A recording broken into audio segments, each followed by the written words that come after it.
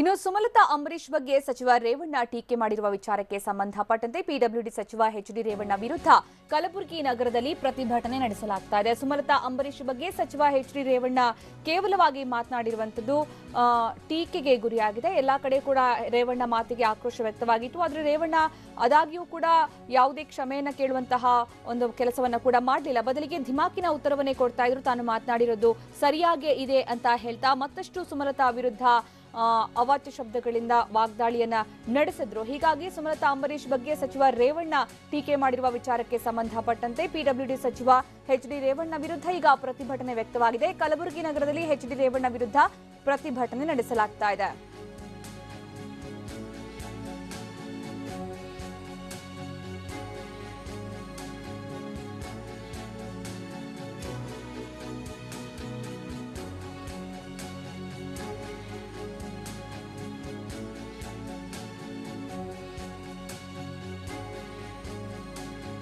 ಕಲಬುರಗಿ ನಗರದಲ್ಲಿ ಎಚ್.ಡಿ. ರೇವಣ್ಣ ವಿರುದ್ಧ ಈಗ ಪ್ರತಿಭಟನೆ ವ್ಯಕ್ತವಾಗ್ತಾ ಇರೋದು. ರೇವಣ್ಣ ಆಡಿರುವ ಮಾತುಗಳಿಗೆ ಈಗ ಪ್ರತಿಭಟನೆಯ ಬಿಸಿ ಸಿಗ್ತಾ ಇದೆ. ಸುಮಲತಾ ಅಂಬರೀಶ್ ಬಗ್ಗೆ ಸಚಿವ ರೇವಣ್ಣ ಟೀಕೆ ಮಾಡಿರುವ ವಿಚಾರಕ್ಕೆ ಸಂಬಂಧಪಟ್ಟಂತೆ ಕಲಬುರಗಿ ನಗರದಲ್ಲಿ ಈಗ ಪ್ರತಿಭಟನೆ ನಡೆಸಲಾಗ್ತಾ ಇದೆ. ಈ ಮೂಲಕ ರೇವಣ್ಣಗೆ ಮಂಡ್ಯ ಬಿಸಿ ಕಲಬುರಗಿಯಲ್ಲೂ ಕೂಡ ತಡ್ತಾ ಇದೆ.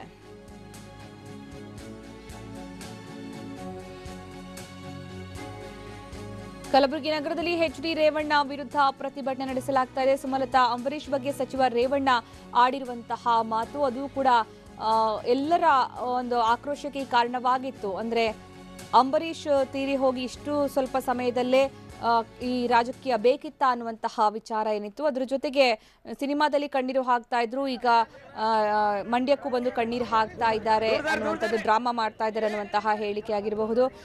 ಇನ್ನು ಸುಮಲತಾ ಅವ್ರ ಬಗ್ಗೆ ಪ್ರಮುಖವಾಗಿ ಆ ರೀತಿ ಹೇಳಿರುವಂಥದ್ದು, ಗಂಡಸತ್ತು 3 ತಿಂಗಳಾಗಿಲ್ಲ ಆದರೂ ಈಗಲೇ ರಾಜಕೀಯ ಬೇಕಾ ಅನ್ನುವಂತಹ ಮಾತೇನಿದೆ ಅದು ತುಂಬಾ ವಿವಾದಕ್ಕೆ ಕಾರಣವಾಗಿತ್ತು, ಆಕ್ರೋಶಕ್ಕೆ ಕಾರಣವಾಗಿತ್ತು. ಈಗ ಸಚಿವ ರೇವಣ್ಣ ಆಡಿರುವ ಮಾತುಗಳಿಗೆ ಯಾವ ರೀತಿ ಪ್ರತಿಭಟನೆ ವ್ಯಕ್ತವಾಗ್ತಾ ಇದೆ ಅಂತ ನೋಡ್ತಾ ಇದ್ವಿ. ಕಲಬುರಗಿಯಲ್ಲಿ ಅವರ ಭಾವಚಿತ್ರಕ್ಕೆ ಮಸಿ ಬಳಿದು ಬೆಂಕಿ ಹಚ್ಚಿ ದಹಿಸುವ ಮೂಲಕ ಪ್ರತಿಭಟನೆ ತೋರಿಸಲಾಗ್ತಾ ಇದೆ.